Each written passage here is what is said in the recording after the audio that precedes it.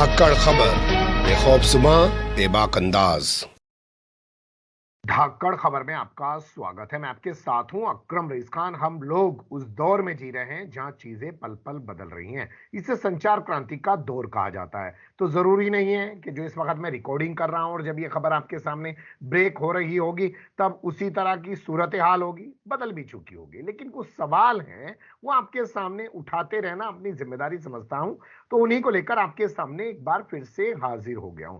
पहला सवाल यह है कि जंगबंदी खत्म होते ही जिस तरीके से इसराइल ने हमले किए हैं वो गाजा पर तो कर ही रहा है, साउथ गाजा पर भी उसने शुरू कर दिए हैं, और इसके साथ उसने लेबनान में और सीरिया में जिस तरीके से हमले किए हैं, और ये सब तब हुआ है जब अमेरिका का विदेश मंत्री इसराइल होके गया है।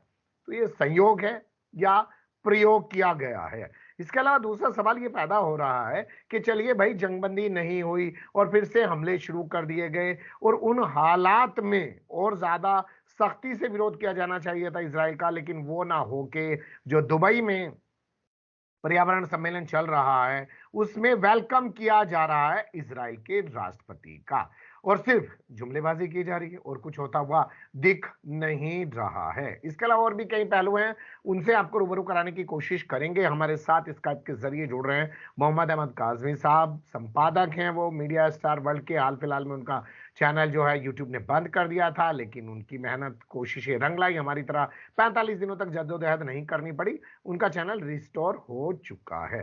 तो अपना एक्सपर्टीज रखते हैं उस इलाके पे, तो उन्हीं से समझने की कोशिश करते हैं। बहुत शुक्रिया सर वक्त देने के लिए। आपका बहुत बहुत शुक्रिया एक बार फिर अपने दर्शकों से मुलाकात कराने के लिए। पहला सवाल जो मैं आपसे उठाना चाहता हूं इसमें वो ये कि जिस तरीके से एक वेलकम किया जा रहा है इसराइल के राष्ट्रपति का दुबई में चल रहे जो है विश्व पर्यावरण सम्मेलन जो चल रहा है उसमें जलवायु परिवर्तन का, तो ये इसे कैसे देख सकते हैं? होना तो ये चाहिए था कि कम से कम विरोध जताते, और वहां की जनता भी कुछ करती हुई नहीं दिखाई दे रही है। वरना हमने देखा जहां जहां पे कॉन्फ्रेंसेज होती हैं वहां की आवाम ही निकल के सामने आ जाती है। देखिए, ये इस तरह की तस्वीरें आपने लंदन में या वॉशिंगटन में देखी होंगी, किसी अरब मुल्क में नहीं देखी होंगी। अरब मुल्कों में तो पब्लिक को एक तरह से खामोश रखा जाता है, मीडिया के जरिए ये कह दिया जाता है कि आपको कुछ नहीं करना, और सऊदी अरब के जरिए तो शायद ये भी कह दिया गया कि गाजा का मामला फितना है, उसके सिलसिले में आप कुछ फिक्र ना करें। तो ये अरब मुल्कों में नहीं होता। अरब मुल्कों में एक लेकिन कंट्रोल हाल है। फिलहाल में तो अरब मुल्कों में हो रहा था, जब से ये जंग शुरू हुई थी और जब से अल अहली अस्पताल पे हमला हुआ था। जॉर्डन में भी लीजिए, कतर में भी लीजिए, तुर्की में भी लीजिए, और तमाम बहुत सारे ममालिक में धरने प्रदर्शन हो रहे थे। वो हो रहे थे, लेकिन वो कभी कभी वो सोच की तब्दीली जाहिर होती है। जिस तरह से अरब मुल्कों ने अमेरिका से थोड़ी दूरी बनाने, चीन और रूस और ईरान के साथ ताल्लुकात बेहतर करने, और पब्लिक की दबाव में मिसाल के तौर पे अमेरिकी प्रेसिडेंट से ना मिलना, ये सब हुआ। लेकिन अभी शायद ये महसूस कराया जा रहा है कि 60 दिन होने वाले हैं, जंग एक नॉर्मल चीज हो गई, गाजा के लोग मर रहे हैं, मरते रहे, कोई बात नहीं, लेकिन सियासी तौर पर हम मिलते रहें। और ये बहुत ही शर्मनाक बात है कि इजराइल के प्रेसिडेंट को एक मुस्लिम मुल्क, मुस्लिम जाना जाता है, मुसलमानों की मेजॉरिटी है, उसमें उसे वेलकम किया जा रहा है। ये बहुत ही गैर मामूली और अजीब सी बात है। 15,000 गाजा के लोगों के, फिलिस्तीनी लोगों के मारे जाने के बाद भी प्रेसिडेंट को वेलकम किया जा सकता है। ये बहुत पब्लिक और सरकार की सोच अलग अलग है, ये जाहिर करता है। चलिए, पब्लिक और सरकार की सोच अलग है, लेकिन जैसा आपने कहा कि वॉशिंगटन और लंदन में सब होता है, तो कम से कम पब्लिक ही निकल के आ जाती और ये कहती कि इसराइल के प्रेसिडेंट को यहाँ पर वेलकम नहीं किया जाना चाहिए। तस्वीरें सिर्फ कतर के अमीर के साथ सामने आई हैं या भारत के प्रधानमंत्री नरेंद्र मोदी के साथ सामने आई हैं? इसराइल के राष्ट्रपति की ज्यादा मुस्लिम देशों के राष्ट्रीय अध्यक्षों के साथ तस्वीरें सामने नहीं आई हैं, ऐसा क्यों हुआ? देखिए, कुछ चीजें हो सकती हैं, तस्वीरें ना दिखाने की कोशिश हो, ये बहरहाल इसके इम्कान जरा कम है। जरा कम इसलिए है कि इंटरनेशनल मीडिया वहां पर पहुंचा हुआ है, या ये भी हो सकता है कि इसराइल के प्रेसिडेंट की एक्सेप्टेंस नहीं है इस वक्त, लोग बचना चाह रहे हैं मिलने से। ईरान के प्रेसिडेंट तो आए ही नहीं, इसमें उन्होंने एक तरह से दूर रहना बेहतर समझा, चूंकि इसराइल के प्रेसिडेंट वहां पर आ रहे थे। तो ये ऐसी सूरत है। लेकिन इस वक्त जो बहुत बड़ा सवाल है वो ये है कि जंगबंदी, जिसके बारे में ये उम्मीद की जा रही थी कि जंगबंदी चलेगी, वो जी जंगबंदी नहीं चली और जी 7 दिन के बाद ही वो टूट गई। जी, और टूट उसके गए और बाद हमले जैसे शुरू हो गए हैं। जी जंगबंदी जी की तरफ चलेंगे और उसके बाद के जो हालात पैदा हुए हैं उनकी तरफ भी चलेंगे। लेकिन बात करते हैं कतर के अमीर को लेकर। कतर के अमीर की तस्वीर इसलिए सामने आ गई क्योंकि कतर की सालिसी से ही मिस्र के साथ मिलकर ये जो समझौता हुआ था, 7 दिन का सीज फायर हुआ था, इसलिए वो तस्वीर सामने आ गई। जी हाँ, वो देखिए, वो कतर को अपनी क्रेडिबिलिटी बनाए रखना है। जैसा कि हमने आपसे पहले भी कहा था कि हमास ने कोई एक ऐलान किया था कि हम इन शर्तों पर तैयार हैं, या उस किस्म की जब हमारी आपस की बात हो रही थी, तो वो जो हमास की तरफ से ऐलान था, तो वो क्रेडिबिलिटी कतर की मजबूत करनी थी, ताकि ये लगे कि कतर दोनों तरफ बाकायदा बात कर रहा है, ऐसा हवाई हवाई नहीं है। तो ये कतर की क्रेडिबिलिटी के अब भी वो जंगबंदी कराने में कोई अहम रोल अदा कर सकता है। और अभी हमें कतर में जो CIA और मोसाद के चीफ पहुंचे थे, उन मीटिंगों की तफसील हमारे सामने अब तक नहीं आई है कि वो बातें क्या हो रही हैं, क्या जी कुछ हुआ, कहां बात अटकी है, वो अभी भी वहीं पर हैं या जी। वापस चले गए, ये भी हम्म खबरें अभी हमारे सामने नहीं आ रही हैं। लगता हम्म यह है कि बातचीत कहीं है, चल रही है। हम्म। हमास ने यह इशारा दिया था कि जी हम अपनी शर्तों पर, पिछली बार भी कहा था जी कि हम जी। अपनी शर्तों पर हम्म। जंगबंदी करेंगे, और ठीक ऐसा है। लगता है कि कहीं कुछ शर्तों पर अटका हुआ है मामला। चूंकि जी। अमेरिकी फॉरेन हम्म। मिनिस्टर का एक बयान आया है, उसने इल्जाम लगाया है क्या हमास की वजह एंटनी से ब्लिंकन। जंगबंदी जी नहीं हाँ हो पाई है, वो जी उसका इल्जाम है। खैर उस तरफ हाँ भी बढ़ेंगे। हाँ नेतन्याहू का ना आना जलवायु परिवर्तन सम्मेलन में, उसने दूरी बनाई है या उसको समझाया गया भैया तू मत आना बवाल हो जाएगा। हाँ, ये देखिए, एक तो ये कि जब जंग होती है तो आमतौर पर प्राइम मिनिस्टर किसी दूसरे मुल्क में नहीं जाते। जिस तरह से यूक्रेन जंग के दौरान रूस के प्रेसिडेंट अब तक बहुत कम सफर उन्होंने किए हैं किसी बाहर मुल्क के। शायद 2 सफर हुए हैं सिर्फ, एक चीन का, एक और। लेकिन तो जेलेंस्की ने तो बहुत सारे सफर किए। जेलेंस्की तो बहुत सारे देशों की संसद में जा जाके बोल रहे हैं। जेलेंस्की को तो किराए पे, जैसे कहते हैं ना, किराए पे एक हवाई जहाज किसी ने दे दिया, कि फ्रांस ने दे दिया कि जाओ तुम जाओ, और अरब लीग में भी पहुंच गया वो, और जापान भी पहुंच गया, और कहां कहां पहुंच गया, और अमेरिका भी पहुंच गया। तो वो तो ऐसा लग रहा है कि ऐसी हालत में पहुंच चुका है कि उसके पास अब बहुत ज्यादा खोने को नहीं रहा है। और हम्म। अब वो जंगबंदी, अब तो ताजा खबर यह है कि नितिन अमेरिका ने इशारा कर दिया है कि वो रूस के साथ बातचीत करे, जंग बंद जी। करे, हम्म। खत्म करे इस सबको, तबाह करा दिया ठीक सारे है, तो यूरोप आप ये को। कह रहे हैं कि नेतन्याहू जंग की वजह से नहीं आए, तो जंग की वजह से तो राष्ट्रपति को भी नहीं आना चाहिए था। राष्ट्रपति के पास उतना ज्यादा काम करने को होता नहीं। राष्ट्रपति सिर्फ जैसे ही है, जैसे हमारे यहाँ भारत में है, हम्म। वो कहीं कोई फैसले लेने की हालत में नहीं होते, वो बस बैठा के समझाने बुझाने के लिए। तो वो सिंबॉलिक है। और ये सिंबॉलिक भी बहुत बड़ा है कि हम्म। इजराइल के प्रेसिडेंट को हम्म। अबू धाबी में वेलकम किया जाना, ऐसे हम्म। वक्त में जबकि 15,000 लोगों का कत्ल किया जा चुका हो उन्हीं की जी। सरकार के तहत। ठीक है, चलिए अब आगे बढ़ते हैं। कल जो ताबड़तोड़ हमले शुरू किए गए 7 दिन की जंगबंदी के बाद, उसमें जो रिपोर्ट्स हैं वो कहती हैं 178 मारे गए, 180 मारे गए, 184 मारे गए। इसके अलावा लेबनान में 3 मारे गए और सीरिया पे भी हमला किया गया है। यानी कि 3 जगह हमले शुरू किए हैं। साउथ गाजा में भी पर्चे गिरा दिए इसराइल ने और कहा है कि इसे छोड़ के चले जाओ। तो क्या अब उत्तर गाजा के साथ साथ साउथ गाजा को बर्बाद किया जाएगा और सीरिया और लेबनान से सीधे सीधे अब भिड़ने जा रहा है इसराइल? और ये सब तब हुआ है, फिर मैं दोहरा रहा हूं, कि एंटोनी ब्लिंकन का दौरा हुआ है इसराइल का। बिल्कुल। देखिए, एंटनी ब्लिंकन का दौरा हुआ, 2-3 बातें जो बड़ी कंट्राडिक्टरी हुई, वो ये कि एंटनी ब्लिंकन ने एक बात वॉर कैबिनेट की मीटिंग में कही इसराइल में, कि आपके पास महीनों का वक्त नहीं है हमास को खत्म करने के लिए, यानी टाइम बहुत कम है। और इस वक्त नेशनल लेवल पर, इंटरनेशनल लेवल पर जो बाइडेन की हुकूमत पर दबाव है, जल्दी जंग खत्म हो, इसलिए आपके जी। पास टाइम बहुत कम है।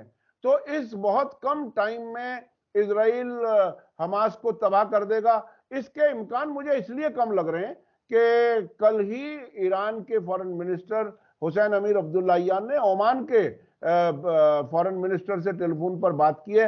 ओमान वो मुल्क है जो बिचौलिए का रोल भी अदा करता है, जिस तरह से कतर करता है उससे कुछ कम। तो उसको ये कहा है कि इस बार जो फिलिस्तीनी रेजिस्टेंस ग्रुप्स हैं उनकी तैयारी कहीं ज्यादा है, यानी वो ज्यादा तबाह करेंगे, ज्यादा इजराइल को नुकसान पहुंचाएंगे। तो इसके बीच में क्या क्या मैं अगर आपको यहां रोकूं और ये सवाल करूं कि 15,000 लोग मर गए तब कुछ नहीं करा और अब फिर जुमलेबाजी शुरू कर दी कि इस बार तबाह बर्बाद करवा डालेंगे, ज्यादा तैयारी है? देखिए ये देखिए तबाह करा देना एक अलग चीज है, ये बिल्कुल ट्विस्ट करना है इस बात को कि हवाई जहाज इजराइल के पास हैं, एयरफोर्स है, वो नाम तो ले रहा है हमास को तबाह करने का, लेकिन वो गाजा को खाली कराना चाहता है, ऐसा लग रहा है। वो गाजा के लोगों को चाहता है कि वो मिस्र में और जॉर्डन में चले जाएं, जो नहीं जा रहे। अभी 7 दिन की जंगबंदी में साउथ से वापस नॉर्थ की तरफ आए हैं और बड़ी तादाद में आए हैं। और बहुत ही दिलचस्प बात है, ये कैसे मुमकिन है कि इजराइल जो कुछ कहे वो गाजा के लोग करते रहें, जबकि उन्हीं के बच्चे, उन्हीं के घरों के लड़के हमास और जिहाद इस्लामी जैसे ग्रुप्स में हैं। ठीक है। और लेकिन वो इसी में मैं अपना सवाल आपको रोक रहा हूं, माजरा चाहूंगा, ज्यादा ही टोका टाकी कर रहा हूं, लेकिन सवाल ही कुछ ऐसे उठ रहे हैं।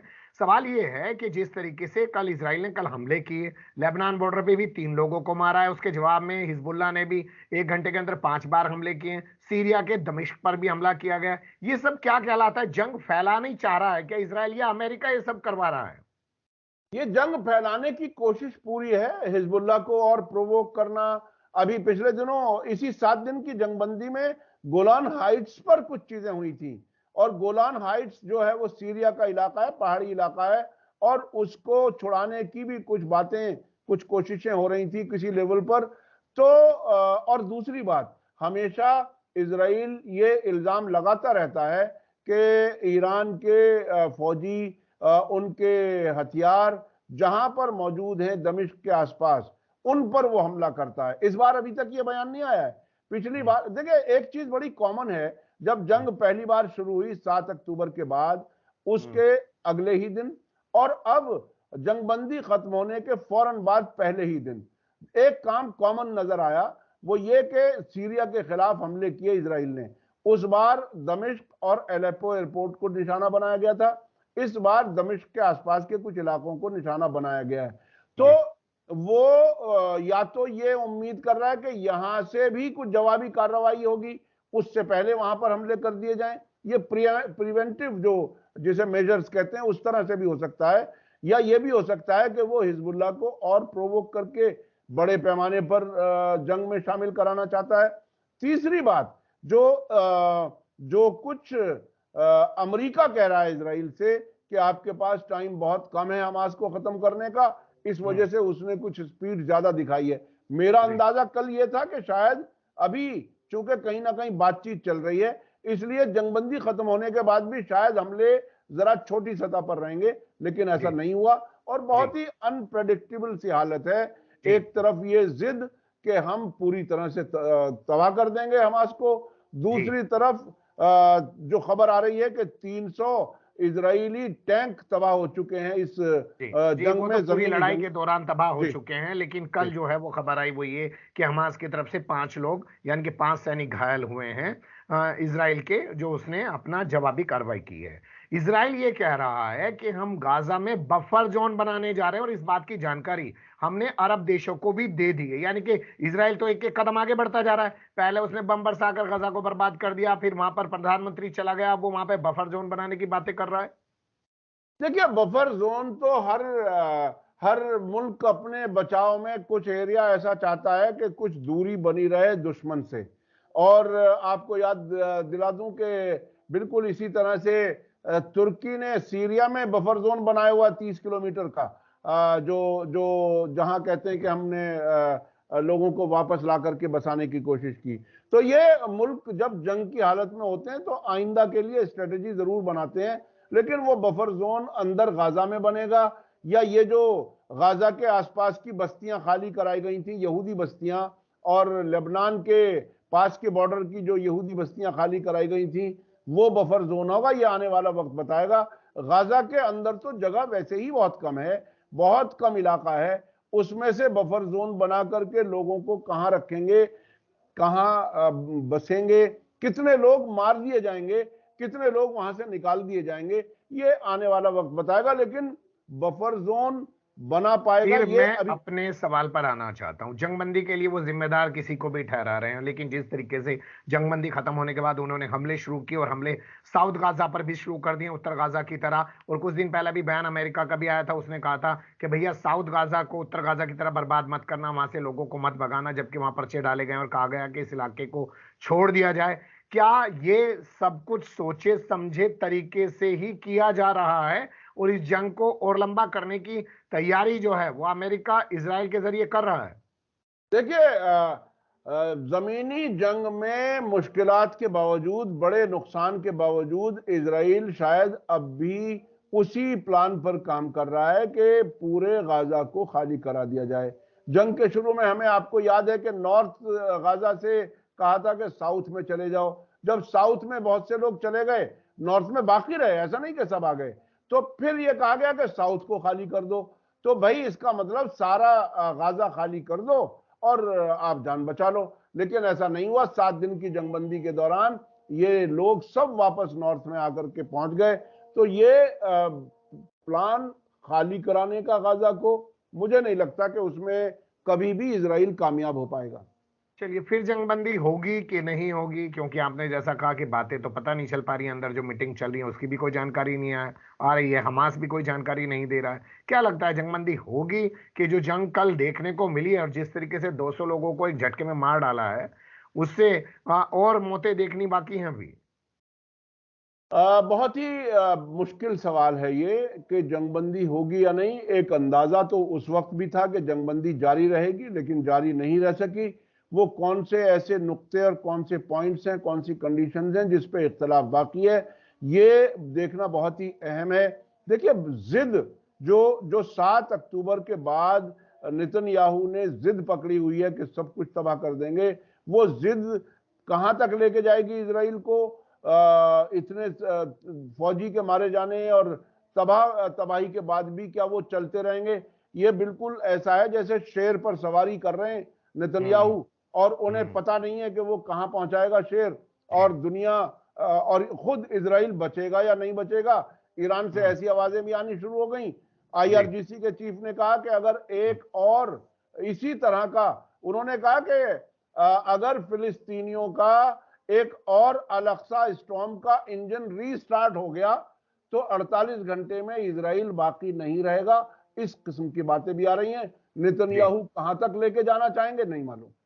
अभी कोई जान मालूम नहीं है। वहीं जो तेल अवीव में बंधकों के परिजन प्रोटेस्ट कर रहे हैं लंबे समय से, जबकि हजारों की तादाद में उनके साथ वहां पर आम शहरी भी शामिल होते हैं, वो भी सीज फायर खत्म हो जाने के बाद ज्यादा चिंतित है और नेतन्याहू के खिलाफ जबरदस्त गुस्से में भी हैं। ये अलग बात है कि वो चीजें जो हैं आप तक पहुंच नहीं पाती हैं। तो सवाल बहुत हैं, एक खबर में सबको समेटा नहीं जा सकता है। फिलहाल के लिए जो था वो आपके सामने रखा।